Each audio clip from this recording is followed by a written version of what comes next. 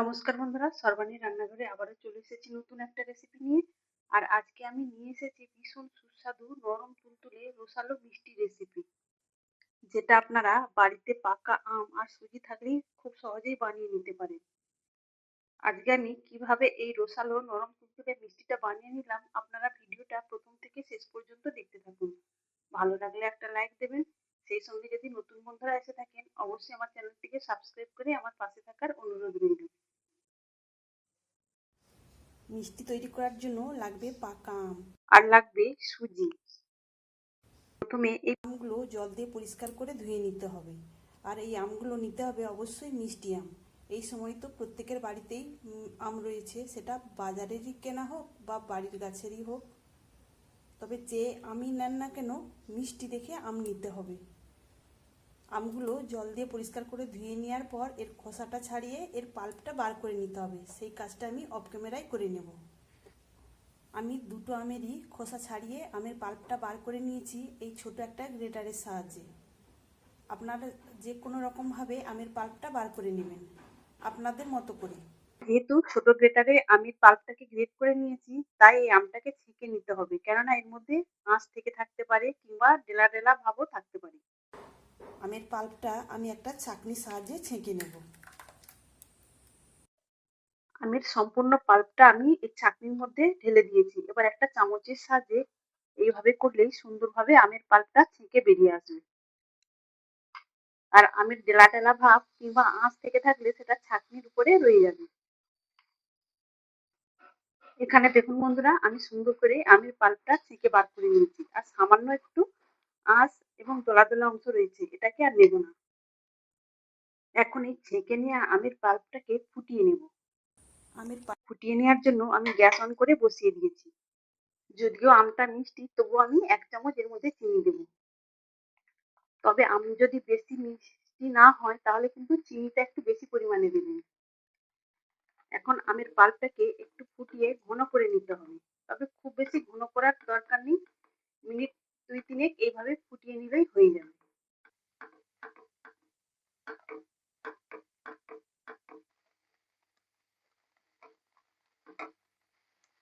আমের পাল্পটা আমি প্রায় মিনিট 3 এইভাবে ফুটিয়ে নিয়েছি, আর বেশি ফোটাবো না। এখন আমি গ্যাসটাকে অফ করে দিয়ে এটাকে নামিয়ে নেব।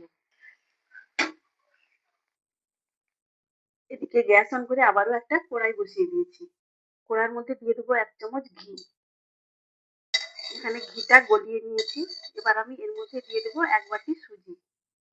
এখানে আমি নিয়েছি এই বাটির মাপে 1 বাটি সুজি। আর এখানে সুজিটা একটু মিহি দানা রয়েছে, তবে যে কোনো দানা সুজি নিলেই হবে।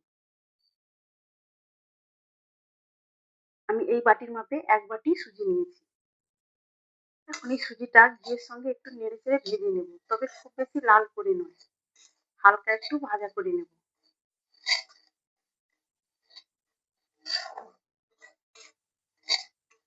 মিডিয়াম আঁচে আমি এটাকে অনবরত নাড়াচাড়া করে প্রায় মিনিট 2-3 এইভাবে নেড়ে নেব। এখানে সুজিটা আমি হালকা করে ভেজে নিয়েছি। এখন আমি এর মধ্যে দিয়ে দেবো দুধ। তবে গ্যাসের ফ্লেমটাকে একদমই কমিয়ে দিয়েছি। আমি যে বাটি মেপে সুজি নিয়েছিলাম, সেই বাটির মাপে 2.5 বাটি এখানে দুধ নিয়েছি। আর এখানে 2.5 বাটি জলের মধ্যে আমি 10 টাকা প্যাকেটের 1 প্যাকেট গুঁড়ো দুধ গুলিয়ে নিয়েছি জলটা গরম করে। সেটাই আমি এর মধ্যে দিয়ে দেবো। আপনারা চাইলে লিকুইড দুধও দিতে পারেন। সম্পূর্ণ দুধটা আমি দিয়ে দিয়েছি। এবার নাড়াচাড়া করে সুজিটাকে মিশিয়ে নিতে হবে। আর খেয়াল রাখতে হবে সুজিটা যেন দলা দলা ভাব না থাকে। তবে এর মধ্যে আমি অল্প একটু লবণ দেবো, খুবই সামান্য, টেস্টের ব্যালেন্সের জন্য। তবে আপনারা চাইলে নাও দিতে পারেন। এখন আমি এটাকে নেড়ে চেড়ে একটু ঘন করে নেব।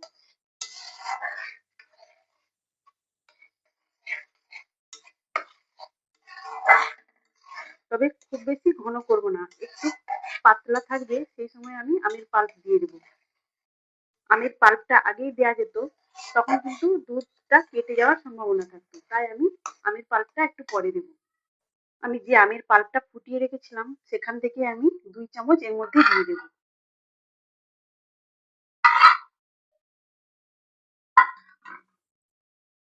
এখন এই সুজির সঙ্গে আমের পাল্পটাকে খুব সুন্দর করে মিশিয়ে নেব, নিয়ে একটা দইয়ের আকারে পরিণত করে নেব।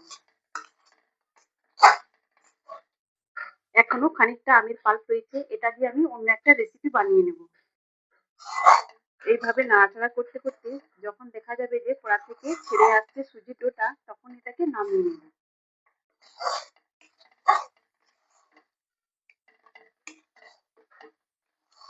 তো দেখুন বন্ধুরা, কিছুক্ষণের মধ্যে এই সুজির ডোটা খুব সুন্দরভাবে কড়ার গা থেকে ছেড়ে আসছে। এটাকে এখন নামিয়ে আমি একটা থালাতে ঠান্ডা করতে দেব।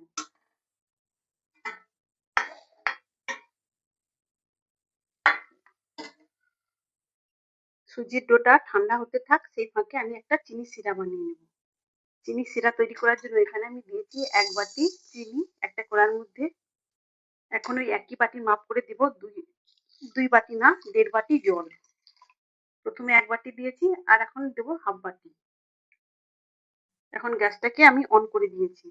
এখন এই চিনিটা জলের সঙ্গে মিশে যাওয়া পর্যন্ত অপেক্ষা করতে হবে।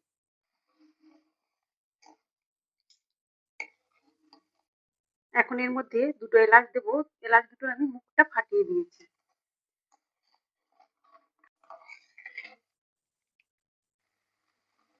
এখানে চিনিটা জলের সঙ্গে মিশে গেছে।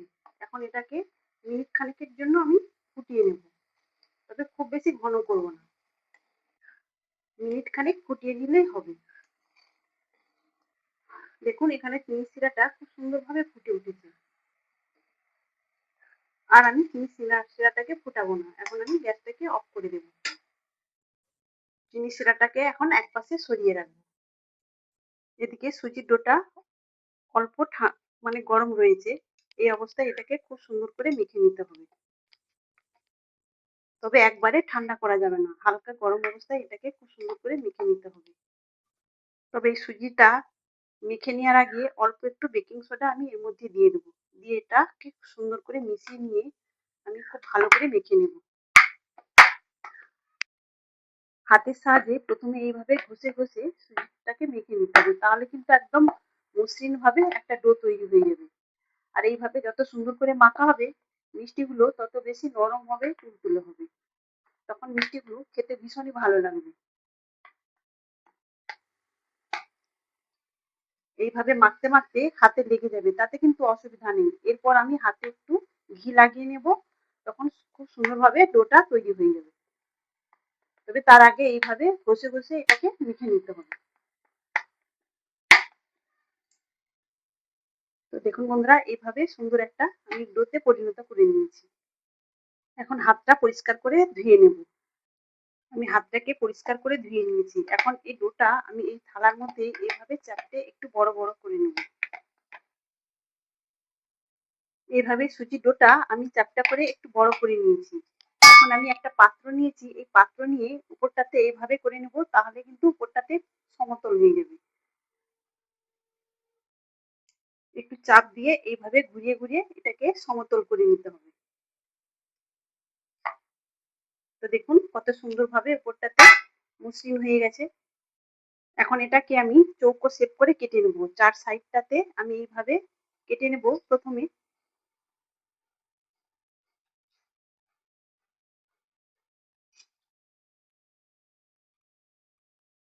এইভাবে কেটে নেওয়ার পর বাড়তি অংশটা তুলে নেব। তবে এই বাড়তি অংশ দিয়েও আমি পরে আবারও মিষ্টি বানিয়ে নেব। 4 সাইডটাতে আমি একটু সেট করে নেব। এইভাবে সেট করে নেওয়ার পর আমি এই ছুরির সাহায্যে এইভাবে ছোট ছোট করে পিস করে কেটে নেব।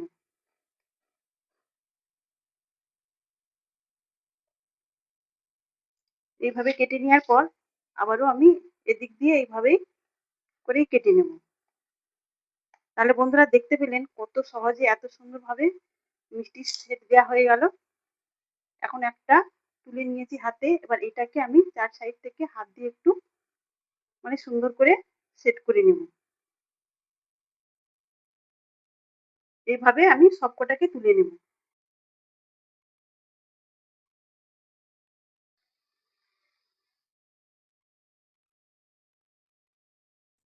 এখানে আমি বেশ কিছু মিষ্টি সাইজ করে তুলে নিয়েছি। এখন এগুলোকে তেলে ভেজে নিতে হবে। মিষ্টিগুলো ভেজে নেওয়ার জন্য কড়াইয়ের মধ্যে একটা রিফাইন্ড তেল দিয়ে দিয়েছি, আর তেলটা হালকা গরম করে নিতে হবে। প্রথমে তেলটা হালকা গরম হয়ে গেছে, এখন আমি এক এক করে মিষ্টিগুলো দিয়ে দেবো। বেশ কিছু মিষ্টি আমি তেলের মধ্যে দিয়ে দিয়েছি। এখন গ্যাসের আঁচটাকে কমিয়ে এগুলোকে উল্টে পাল্টে ভেজে নিতে হবে। তবে প্রথমে আমি কোনো কিছু সাহায্যে এগুলো উল্টাবো না, এই কড়ার হাতল ধরে আমি একটু নাড়িয়ে চাড়িয়ে দেবো, তাতে কিন্তু খুব সুন্দরভাবে মিষ্টিগুলো ছেড়ে যাবে আর ভেঙে যাবে না। এক পাশটা সেট হয়ে গেলে মিষ্টিগুলো আমি অপর পাশটাতে উল্টে দেবো, তবে এটা সাবধানে উল্টাতে হবে যেহেতু এখানে সুজির মিষ্টি। আর এইভাবে করলে মিষ্টিগুলো একটাও ভাঙবে না, খুব সুন্দরভাবে ভাজা হবে। আর কম আঁচেই এইভাবে মিষ্টিগুলোকে ভেজে নিতে হবে। দেখুন খুব সুন্দরভাবে উল্টানো যাচ্ছে, মিষ্টিগুলো ভেঙে যাচ্ছে না।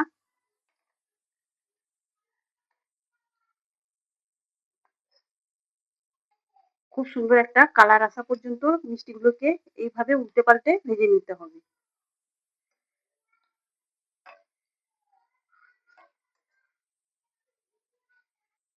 তবে মিষ্টিগুলোকে একটু সময় নিয়ে ভাজতে হবে, তাড়াহুড়ো করে হাই ফ্লেমে ভাজলে হবে না, তাহলে কিন্তু মিষ্টিগুলো খুব ভালো হবে না। উপর থেকে কালার এসে যাবে ঠিকই, কিন্তু ভেতরটাতে খুব ভালোভাবে ভাজা হবে না। তো দেখুন কিছুক্ষণের মধ্যেই মিষ্টিগুলো ফুলে কতটা বড় বড় হয়ে গেছে, সুন্দর একটা কালারও আসতে চলেছে। তো আর একটু সময় নিয়ে আমি এগুলোকে উল্টে পাল্টে ভেজে নেব। বাড়িতে হঠাৎ করে কারো মিষ্টি খাওয়ার ইচ্ছা হলে আপনারা কিন্তু এইভাবে মিষ্টিটা বানিয়ে নিতে পারেন, খেতে দুর্দান্ত হয়। সবসময় তো বাজার থেকে কিনে মিষ্টি খাওয়া হয়, তো এইভাবে একবার বাড়িতে বানিয়ে খেয়ে দেখতে পারেন। তো বাড়িতে এইভাবে একবার বানিয়ে খেয়ে দেখলে সবাই কিন্তু বাড়ির বানানো মিষ্টি বেশি খেতে পছন্দ করবে, তখন বাজার থেকে কিনে আনার আর কেউ নাম করবে না। তো দেখুন বন্ধুরা, তেলের মধ্যেই মিষ্টিগুলো ফুলে কতটা বড় বড় হয়েছে। এখন গ্যাসের ফ্লেমটাকে একটু বাড়িয়ে উল্টে পাল্টে মিষ্টিগুলো আরেকটু লালচে কালার করে নেব। মিষ্টিগুলো অনেকটাই লালচে কালার হয়ে গেছে, আর বেশি লালচে করবো না, কেননা এগুলো তুলে নেওয়ার পর আরো একটু কালার এসে যাবে। তো এগুলোকে এখন তেল থেকে ছেঁকে তুলে নেব। প্রথম ব্যাচের মিষ্টিগুলো আমি তেল থেকে ছেঁকে তুলে নিয়েছি, আর বাকি মিষ্টিগুলো একই রকম ভাবে ভেজে নেব। বাকি সব মিষ্টিগুলো দিয়ে দিয়েছি, এখন এগুলোকে উল্টে পাল্টে একই রকম ভাবে ভেজে নেব। সব মিষ্টিগুলোই আমি তেল থেকে ছেঁকে তুলে নিয়েছি, আর এগুলোকে এখন হালকা ঠান্ডা করে নিতে হবে। এদিকে চিনি শিরাটা ঠান্ডা হয়ে গেছে, এখন এটাকে একটু গরম করে নিয়ে ফুটিয়ে নিতে হবে। এখানে ভেজে রাখা মিষ্টিগুলো ঠান্ডা হয়ে গেছে,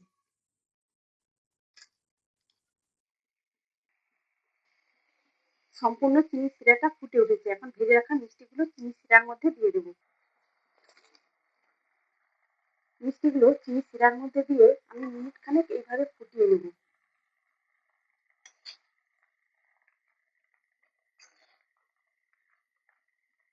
আমি মিনিট খানেক চিনি শিরার মধ্যে মিষ্টিগুলো দিয়ে ফুটিয়ে নিয়েছি, এখন গ্যাসটাকে অফ করে রেখে দেবো।